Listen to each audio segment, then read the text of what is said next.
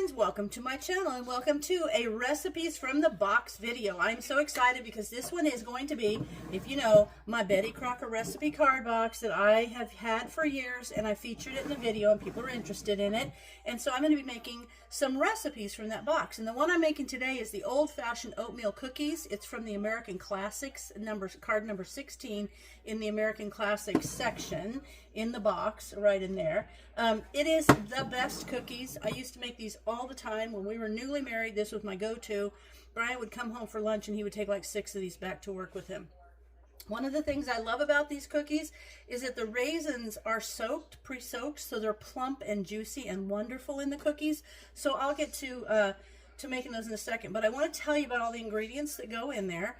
The only change I made is that I don't use regular Crisco, I use butter flavored. I just think it makes them taste better. And I know I've talked about my Tupperware before, but I'm using Tupperware when I do, because a while ago I decided to dig out some old Tupperware that I put away when I decided to switch to using jars for kitchen storage.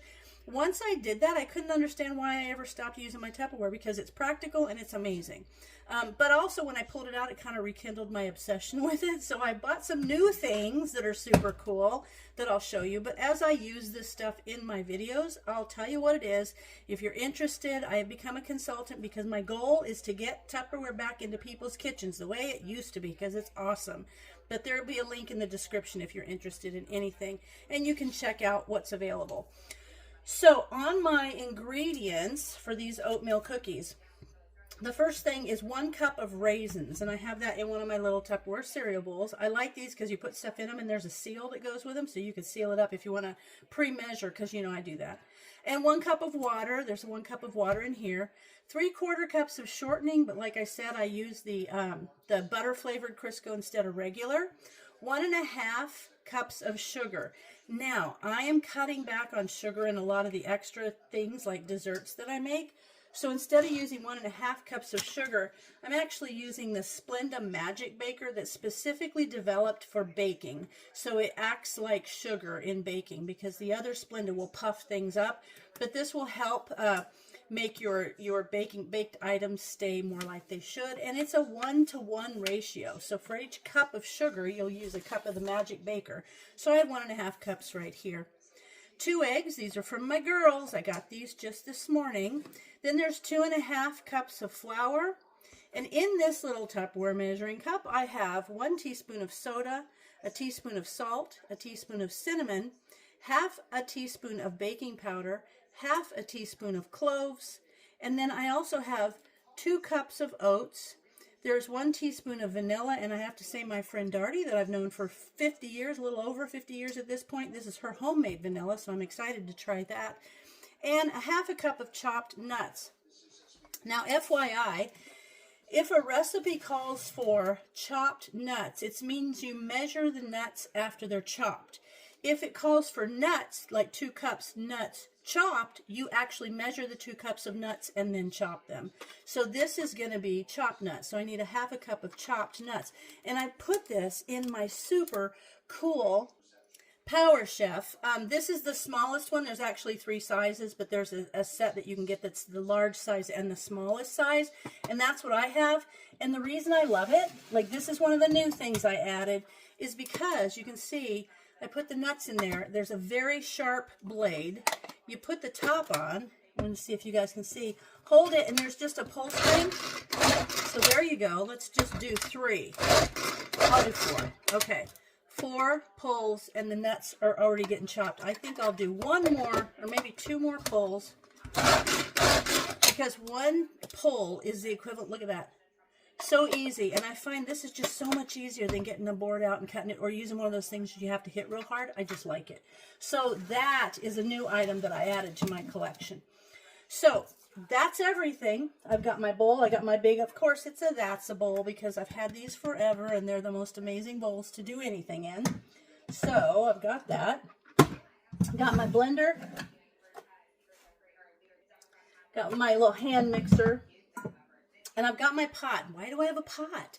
Because the directions are to simmer the raisins in water over medium heat until the raisins are plump, which will take about 15 minutes. So I'm going to ask Gumby to stand right there. I'm going to put my raisins in there. I'll have Pokey sit right over here with Gumby. And I'm going to pour my water in there. And then I'm going to simmer those for about 15 minutes. Then when I come back, those raisins will be all plump, and I'll set those aside, and I'll separate the liquid and the raisins because the liquid is actually going to be used in the making of the cookies. So I'm going to get all this set up while these plump up, and then I'll be back.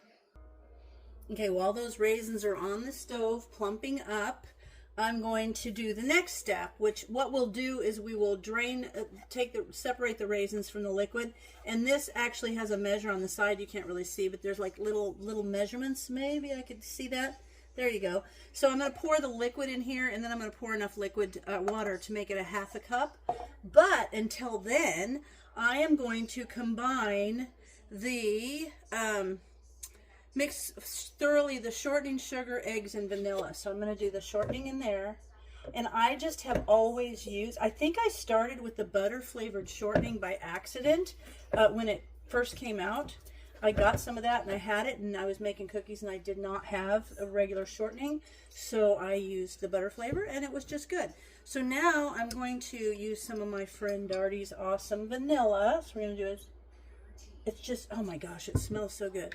And I did get myself some vanilla beans.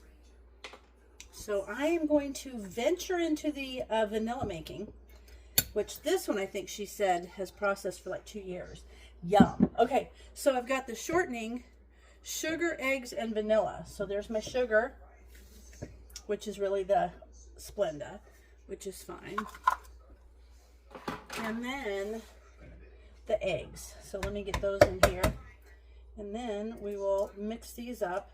And then when the raisins are here, they're going to be the next thing. Oop, got a shell in there. Let me get the shell out. There we go.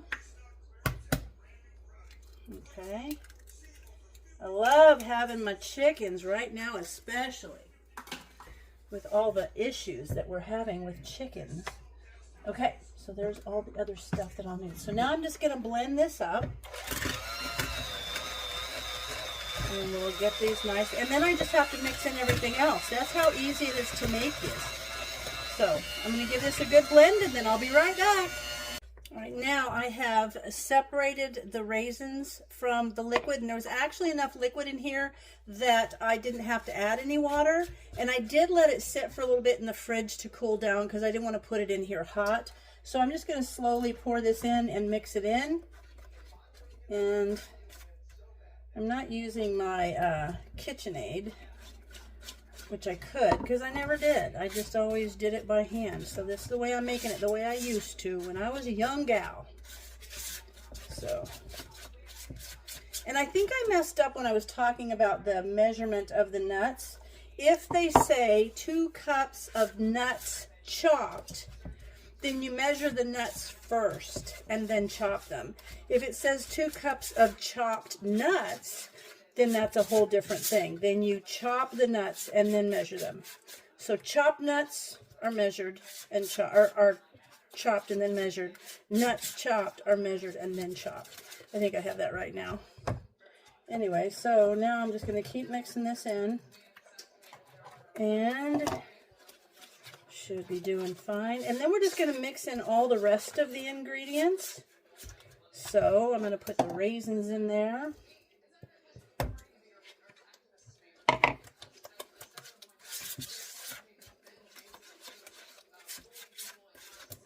And then I'm going to put all the spices in there.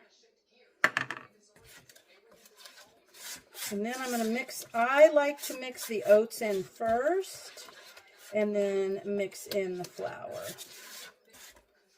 I'm going to mix all those in. And the nuts in my cool little chopper. Oops, there's a blade. Be careful with these blades. It's so sharp. Super sharp. There we go. And then the last thing will be the flour. Get all these mixed around nice.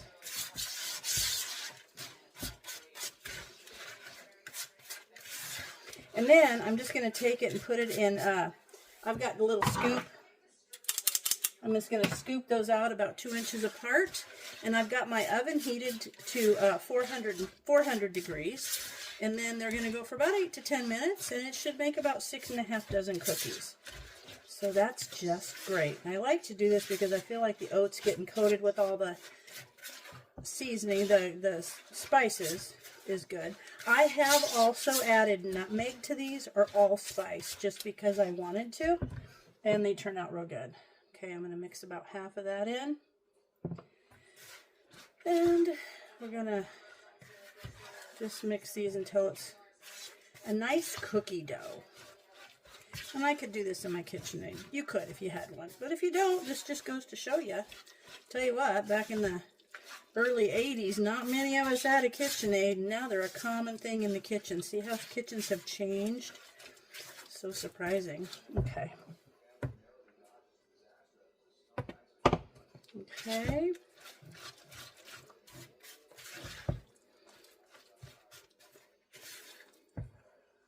Mix that in.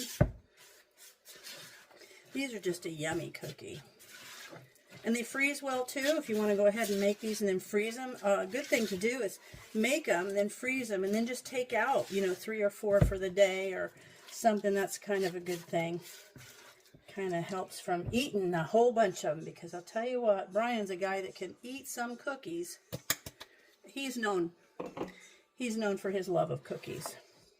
And I have this great big cookie sheet, the great big one, because I like to do just one great big batch or 2 instead of having to switch out my cookie sheet a bunch. So I saw these at Costco one day, and I bought them. So I like to have those. And then I also have the shiny silver ones. I always try to use some sort of parchment or something on. Those are my baking ones. And then I have the ones that look terrible. Those are the ones I do bacon on, or pork chops, or stuff in the oven. They don't look nearly as nice and bright and shiny as my baking ones. I don't know if anybody else has separate cookie sheets for whatever you're cooking, but I sure have. Okay. All right, this is getting good. I don't want any little pockets of flour. So I'm just kind of cutting through it with my heavy spatula. There we go. That looks good.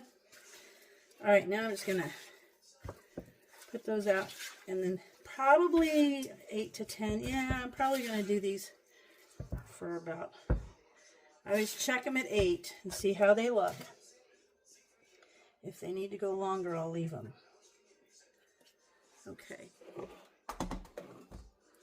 All right. Now I'm just going to scoop them. Put them about 2 inches apart, and they'll spread out nice, and they're going to be perfect. And then I will get my little cookie cooling rack. Yeah, a little piece of fiber there. Okay.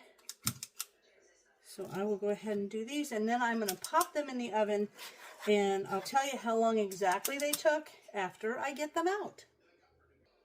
Okay, this will hold about 18 cookies. So now I'm going to pop these in the oven now that I've got them ready, and I'll show you what they look like when they come out. The first batch is out, and these took about 8 minutes, and I made them small because I prefer to have them that way right now. I used to make great big fat cookies that were about the equivalent of 4 of those, but I'm trying to, cut back. So when you have these, and these are about the same size as a Girl Scout cookie. So let me check it out. See how inside? They're so good. So good. And I will say, using the sugar versus the Splenda. The Splenda does make it a little bit more puffy, even though it's the one made for baking. But you can see, they're not like flat, crispy cookies. They're not intended to be that way. So I hope you guys give these a try. They're awesome. We're going to have these. I like the fact they may be a little bit different, but they're still no sugar. So that helps. But I hope you guys try these, and if you've made these cookies before and you love them, tell me all about it.